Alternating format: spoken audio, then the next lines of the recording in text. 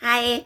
So, today I'm just, I was thinking that my community members are so worried about my afterlife. They're always doing Amar Bil Maruf and Nahi Mumkin. And I have like, I don't know, maybe three or four bad qualities, and they keep repeating on that, repeating on that, repeating on that. When they have a lot more bad qualities than me. So, just like Amar Bil Maruf Nahi Anil Mumkin is wajib on them, it is also wajib on me. So I thought that I would also take some time to do the Amar Bil Maruf and Nahi Anil Munkar, and remind them of their weaknesses and all the things that they have worked on. So yeah, I guess I just got carried away. I just post a lot of things, so it's hard to keep track. So today I will just choose the best one, and then I will do that. Okay, and then I will do this in English, because many of the people doing the advice and all that are also ABCD. So I will do in English, so that both can both desis and the ABCDs can listen to me, है ना? Yeah. So one thing that I listened to the Milad, that when that person said that, okay, this is Imam's advice, that choose for others the same thing that you like to choose for yourself. So all the bitches who love to choose Kutta Kamina Muhammad for me, be it Ali Rizvi or any other his lookalikes. Yeah, choose for yourself. You will also get a man like that. Okay, if you are hell bent on getting me married, you will also get just listen to your own advice. Okay, if you like a man like that for me, you should also choose a man like that for you. Okay, bitches, shame on you. You are just young. You have no right to be such bitches. Okay, I am elder than you. Okay, you don't know the life. You are only 20 years old. In 20s, you have many options right now. This is not going to work. Okay, we don't know what will happen to you. You might also get divorced. You might be also in my position in your 40s and 50s. So shut up. If you are willing to accept a husband like Ali Rizvi or any of his lookalikes, then bark. Otherwise, shut up. Shut up. Okay, I got a little angry. I thought I won't get angry, so because I have to get advice in a calm manner, in a way that you can like it. Okay, so yeah, so let's do it. Okay, and yeah, I know I am only trying to be annoying, so I try to do the Indian accent. So now today I will do the American accent. Okay, yeah. So let's listen. The common complaints I have from people. Okay, all my bullies were loud, obnoxious, and highly reactive. They have all been psychotically controlling and manipulative. These people do not respect boundaries. They have low empathy, and they love to harass introverted people for being boring and stuck up. Bullies appear to be devoid of empathy. They are morally bankrupt, cruel, envious, and gluttonous. Despite their lack of compassion for others, they demand constant sympathy and grace for themselves. Bullies can't tolerate anyone who is too different from them. They tend to have a very us versus them mentality, and will attack targets who fail to assimilate. If you fail to validate their toxic behavior, you will be targeted. If you do not engage in gossiping, bullying, or eating with them, they will despise you. They require constant attention, validation, and reassurance. They are highly insecure with a massive massive victim complex. They will lash out at anyone they perceive as more privileged and accuse them of thinking they are better. Bullies always feel justified attacking and abusing targets. They convince themselves that you deserve the harassment. You may trigger their feelings of inadequacy.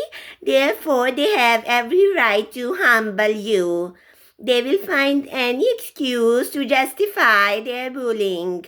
These people can survive without a target to unload all their misery and abuse onto.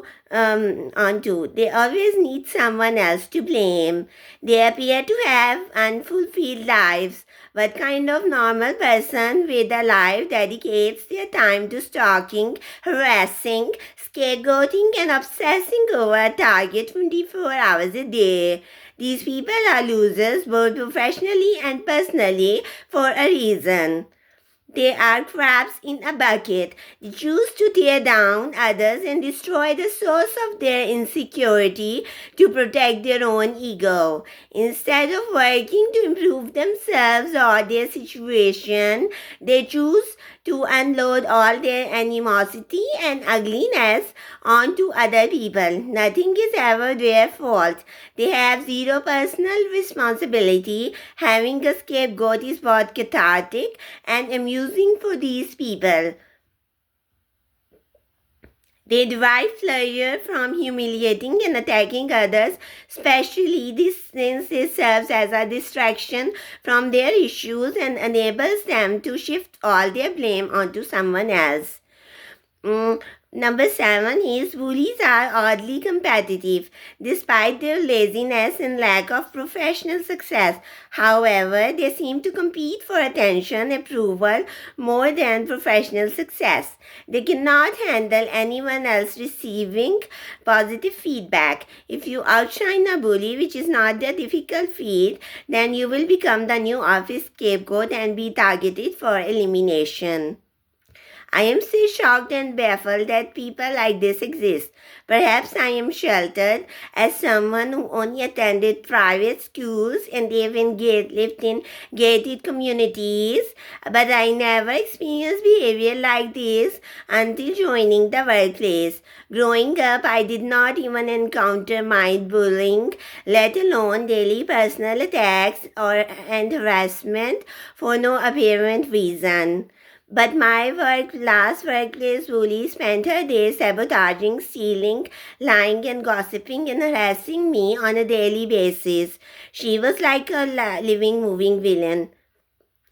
You would think they would spend their free time actually doing their job or working to improve their situation, but instead they dedicate their entire day to harassing and tearing down others.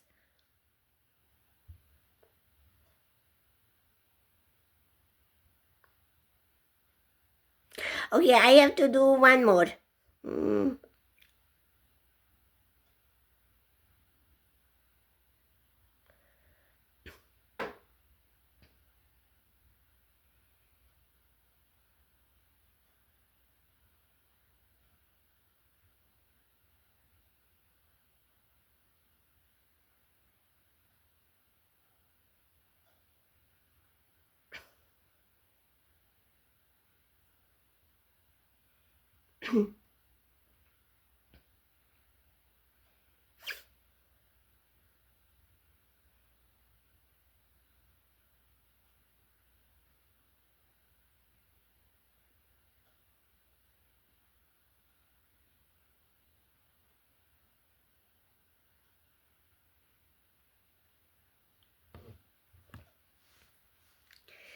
Yeah, this is my favorite one. I always get bullied by a controlling woman and a scorned man, usually an incel. It's literally been the exact same duo at two separate workplaces. My bullies were like carbon copies of each other. They may have had opposing political views in eye color, but they had identical, controlling, reactive, miserable personalities. Something as something awkward says me failing to say hello in the morning was enough to set these people off, if provided them a justifiable reason to abuse me. There's always a woman who dislikes me from day one of the job. They are always extremely controlling, jealous, and turn everything into a competition. They form a bowling duo with the incel. What's strange is that incel initially likes me and is nice to me, but the moment they feel ignored or slighted by me, they become vicious and hateful. The bullies get together and gossip for hours and about how awful I am, and they soon feel justified in their hatred. They have confirmation of how evil I am from another person. They love to try and publicly humiliate me in front of each other too. This is all a game to these sadists.